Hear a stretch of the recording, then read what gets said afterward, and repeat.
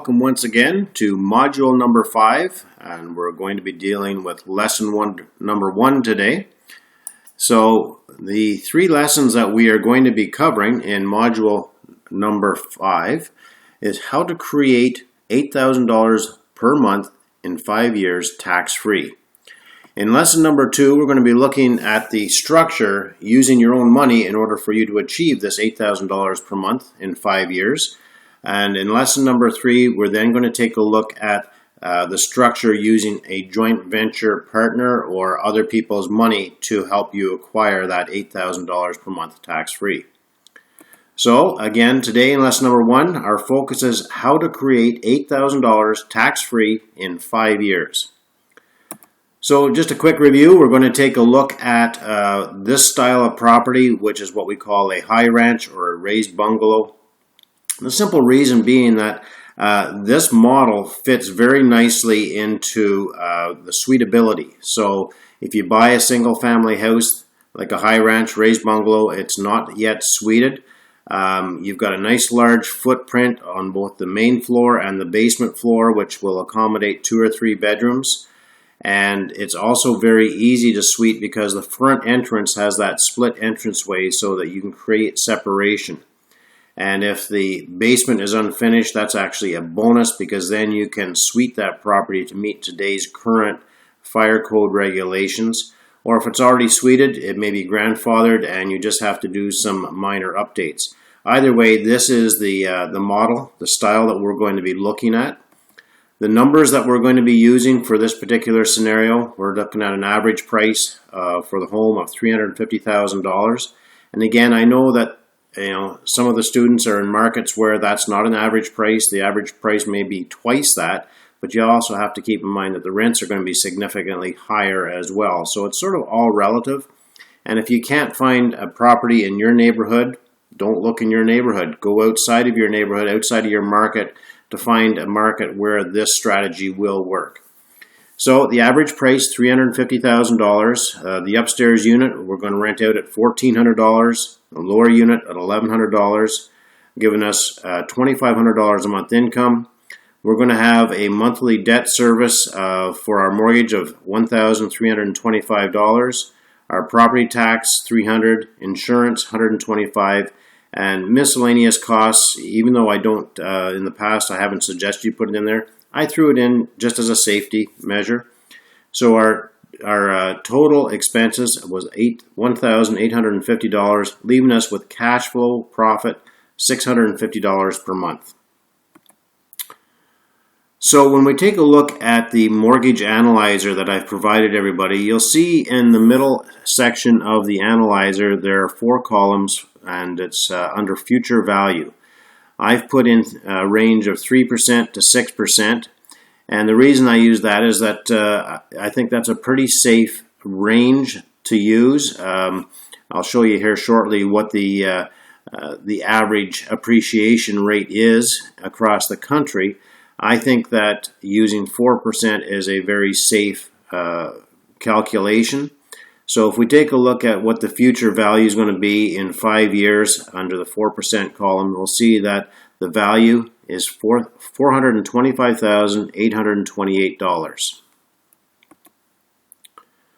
Now, if we were just to pay down that mortgage conventionally, just like most people do, where they just apply their monthly payment, at the end of 5 years, we would have an outstanding balance owing of $239,328.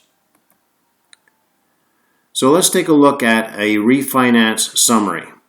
We see that the future value at 4% is $425,828, and we're able to refinance up to 80% of that, which means that we can have a mortgage of up to $340,662 based on this future value. We saw that our mortgage balance after 5 years was paid down to $239,328.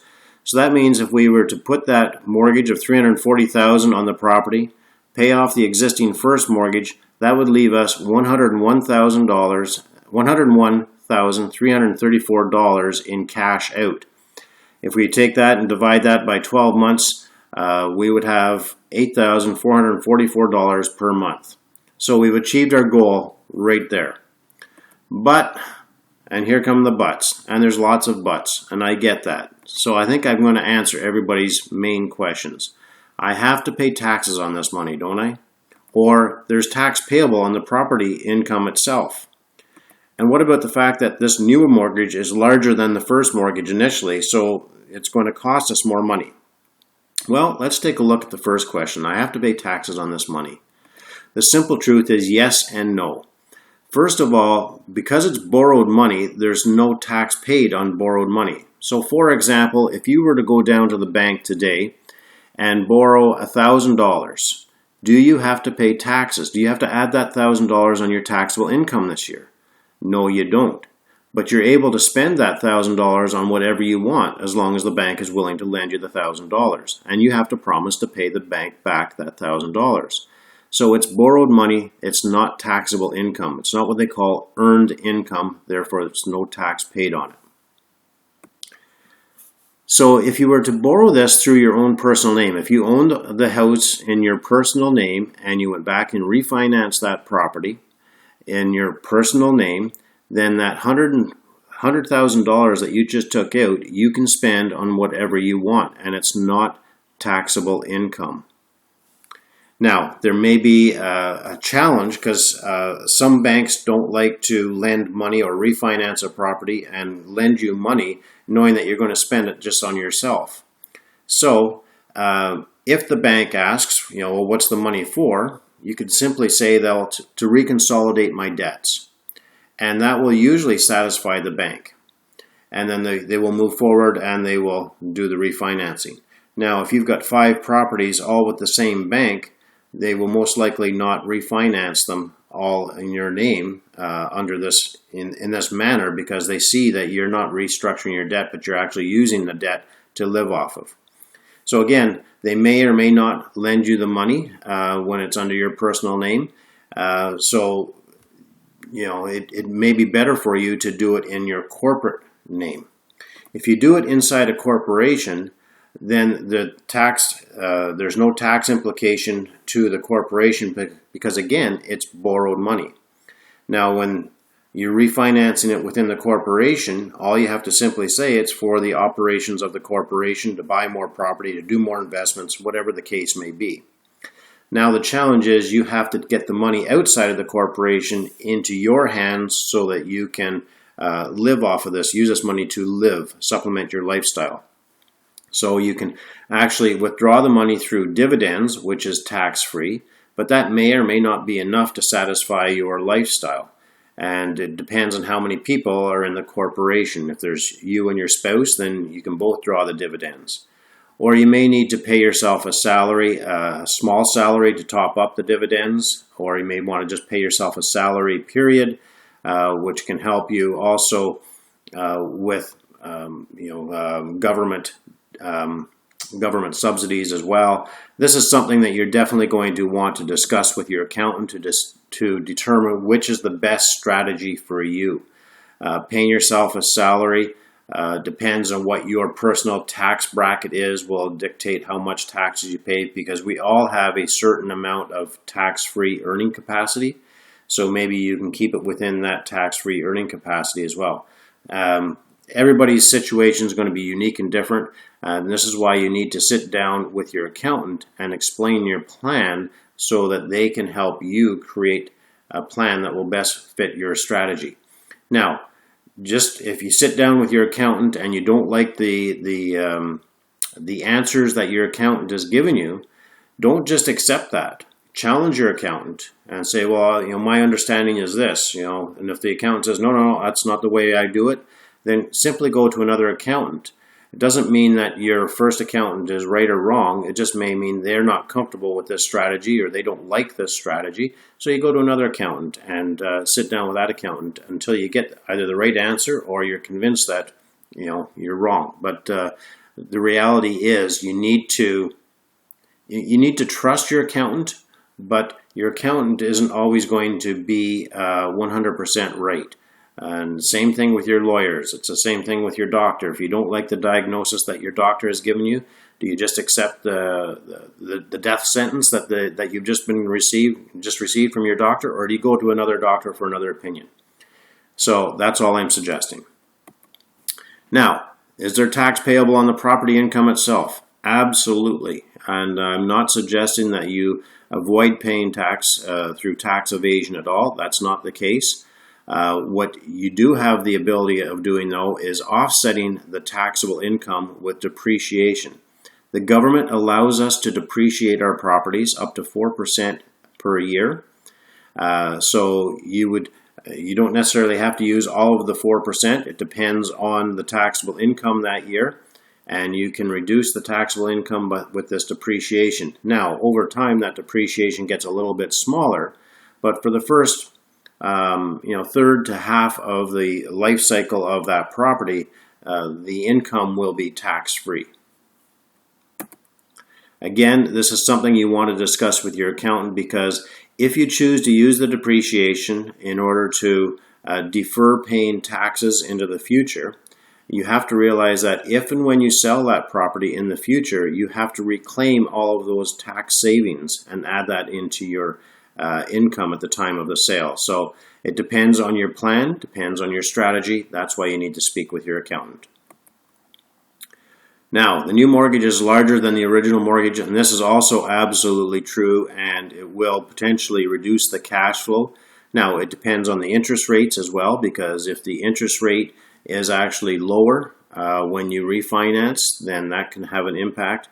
Or when you refinance, if you decide to extend the life of the mortgage further out, that can also reduce your monthly payment, which will affect your cash flow in a positive manner.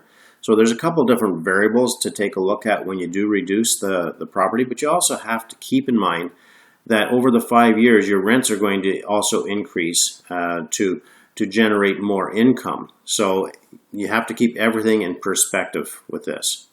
Or there's also another option, is that you don't refinance to the full capacity of that property. Maybe you just do a partial refinance on that property. So one thing we didn't look at in that first scenario is the effect of paying down that mortgage more quickly using the cash from that property. So what I want to do is take a look at what happens when we apply $600 a month for the first 5 years. So here's our mortgage analyzer, and you can see under the property number 1 column there's $600 a month being applied to the mortgage. Now, you may or may not be able to apply that $600 right from the very beginning. Most likely the bank will not allow you to apply $600 of that cash flow directly to the mortgage, because they want to, in their mind, they want to make sure that you've got enough cash flow left over to manage the property in the event that there's any issues.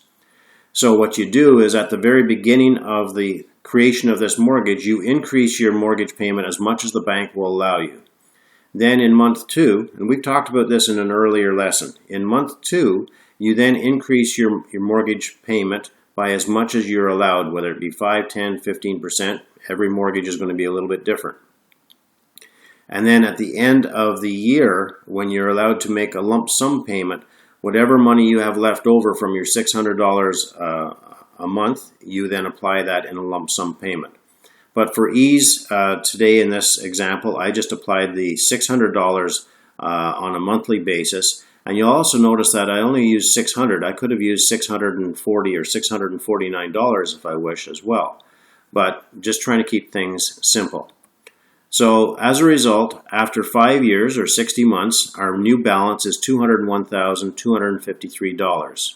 And again, simply because we're applying that $600 a month towards the principal reduction. So we know that our future value is going to be $425,828 based on a 4% appreciation. Could be higher, could be lower. We know that we can refinance up to 80% of that value, which means that we can put a new mortgage up to $340,662. Our new mortgage balance after 5 years is now $201,000. That means our cash out has grown significantly, and we can actually take out up to $139,409. And when you factor that out over 12 months, that's $11,600. That's considerably more than our initial takeout that we calculated. So our goal, though, if we remember, was only $8,000 per month. or $96,000 per year. So let's round that up to $100,000 just for ease. So our mortgage balance after 5 years is $201,253, and our goal is to take out $100,000 from that property. So that means our new mortgage only has to be $301,253, and that's a 71% loan to value. So that's 9% lower than what we're allowed to take out. So that's a good thing. Because we've got a smaller mortgage, we're going to have lower monthly payments as well. So if we had gone up to that maximum of 80%, it would have cost us an additional $187 per month in order to do that. But if we want to make sure the property remains positive cash flow, then we go with the smaller mortgage. Again, it's up to you. It depends if you want lower cash flow on a monthly basis, and you can live with that, but you want a bigger chunk of cash out today, you can do that as well. You have options. All right. Oh, we got some more buts here. All right. Interest rates might go up to 10%. Or what if the appreciation is only 2%, not 4%? Or worse yet, what happens if the appreciation is negative and the values of the properties actually go down? Well, let's take a look at the interest rates first. I don't have a magic crystal ball to look into. Nobody knows what the future is actually going to hold. It's true. The interest rates could drop as much as 2%, or they could go negative, or they could stay as it is. Who knows? They could be wherever. But here's what is quite interesting to me. This is a snapshot of an email that I get on a daily basis. First National is a lender that I use for all my commercial properties, and I recommend them to all my students who are into commercial mortgages as well, because Darrell Bellwood I've been working with him for quite a few years now, a very nice gentleman, and great to work with, and he'll answer my calls anytime I call him and to talk about things like this. So he sends me this email that doesn't go out to the general public usually, but it shows the cost of borrowing for First National, because First National borrows their money from the commercial bond market. So we'll take a look at the higher rates, the two rates on the left-hand side. For a 5-year, 1.32, or 10-year at 1.91. That's how much it costs First National to borrow the money. They then turn around and lend it to people like myself. Now, depending on the property, it could be anywhere from 1 to 2% on top of that. So let's take a look at the worst case scenario. They're going to add 2% onto the rates that they have to pay out, and they're going to lend the money to me. So for the next 10 years, I can borrow at 3.91%. So what that tells me is that the bond market does not see the markets going up anytime in the near future, because if they did, there's no way that they would lock into rates as low as 1.91% for 10 years. That was my logic and my belief. And I ran that past Darrell Bellwood, and he said, absolutely, that's the general consensus out there, is that the rates are going to remain low, but there's no guarantees, because who knows what the world markets are going to do or what the economy is going to do. Nobody can predict that. But for now, the general consensus is that the rates are going to remain relatively low. And in reality, they're even talking about interest rates going negative for the first time in North America. So don't be surprised if within the next year you see interest rates, the prime rate, being below 0%. This has happened in Europe in a couple countries, and it's been this way in Japan for many years. And that's what people are predicting, is that the rates are actually going to go even lower, not higher. But again, no guarantees. All right, so to answer your question with respect to appreciation, appreciation I used is 4%. Well, what happens if it's only 2%? Nobody can really predict what appreciation is going to be like moving forward, but we can take a look backwards and we can see what the appreciation has been. For example, since 1975 to 2009, you can see the trends. You can see the peaks and the valleys. And from 1975 to 2008, the actual annual appreciation has been 6.2%. Now, I know you're going to say, well, hang on, that's 2008. Look, 2009, it dropped. That's true. And the graph doesn't include any further than 2009. But in reality, since 2009, so we're in 2016, the prices of real estate across the country have increased above the 2008 range. So that's why I stopped at 2008. All right, you can't predict the future, but can we control what the appreciation is going to be in the future? Well, simply yes and no. We can't control what the markets are going to do with respect to the world economy or our country's economy, etc. But we do have some control on where we invest. So my question to you is, do all markets go up and down at the same rate at the same time? Have you ever seen a city on one side of the country where the market is going down, and on the other side of the country the market is going up? Or have you ever seen a market that is relatively flat? So, for example, I live in the nation's capital, and it's a very government-oriented market. It's a very stable market. We do not experience the massive peaks and valleys that other areas of the country have experienced in the past. So we like to say we're slow and steady. So in 2008, for example, when the market went down by as much as 30% in some regions, in my area, the market just went flat. It didn't go up, it didn't go down.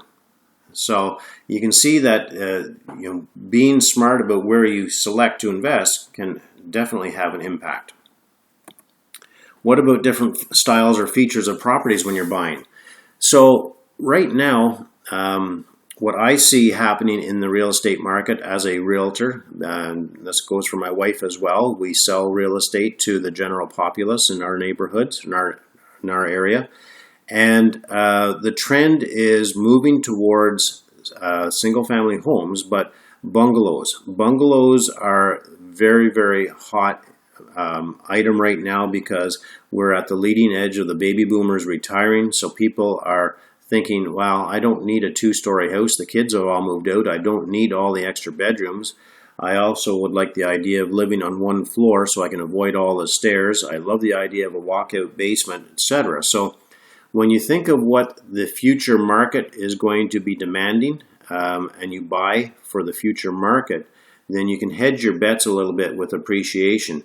And in our market right now, a bungalow is definitely worth more than a two-story house simply because there's more demand for it. So just being aware of the different styles and features, you can definitely control appreciation. Same thing for neighborhoods. Even within your own city or a small town, there's different values, a different appreciation for different areas of the town. I live in a town of only 4,000 people, and there's one area of town where you could have a beautiful house, but it doesn't appreciate at the same rate because of the neighborhood. There's a lot of lower income properties just down the street. You go to the other side of town, and they're building newer houses. So even in the older neighborhood, the houses are going up in value at a higher rate.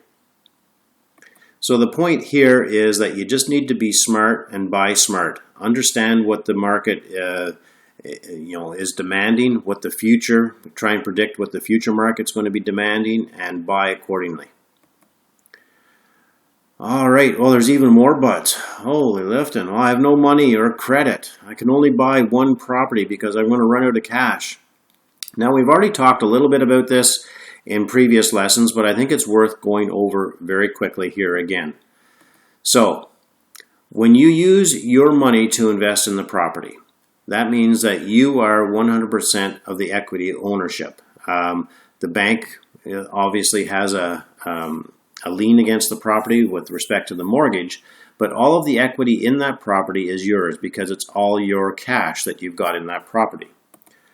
Now, if you're using your investors' dollars to buy this property, maybe you split it 50-50. If you split it 50-50, that means you get 50% of the equity and your partner gets 50% of the equity, but they're putting all of the money into the property.